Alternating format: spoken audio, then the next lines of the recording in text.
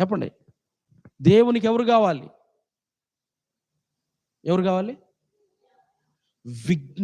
జ్ఞాపకకర్తలు కావాలి. దేవుని వాగ్దానాలను దేవునికి గుర్తు చేసేవాళ్ళు కావాలి.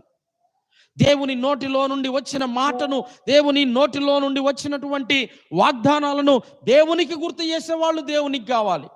మోషే గారు అలాగూ జ్ఞాపకం చేస్తూ ఉన్నప్పుడు, నీ ప్రజలైన ఇశ్రాయేలీయులను కాపాడుతానని, ఆ ప్రజలను విస్తరింపజేస్తానని, వారికి ఒక భూమిని స్వాధీనపరుస్తానని నీవు నీ పితరుల అబ్రహాముతో, ఇస్సాకుతో, ఇశ్రాయేలుతో ప్రమాణము చేసిన ప్రమాణమును జ్ఞాపకము చేసుకొనుము అని చెప్తున్నాడు. చెప్పినప్పుడు అప్పుడు దేవుడు అంతటా యెహోవా తన ప్రజలకు చేసేదనని చెప్పిన కీడును గూర్చి సంతాపపడెను. దేవుని స్తోత్రం చెప్పండి.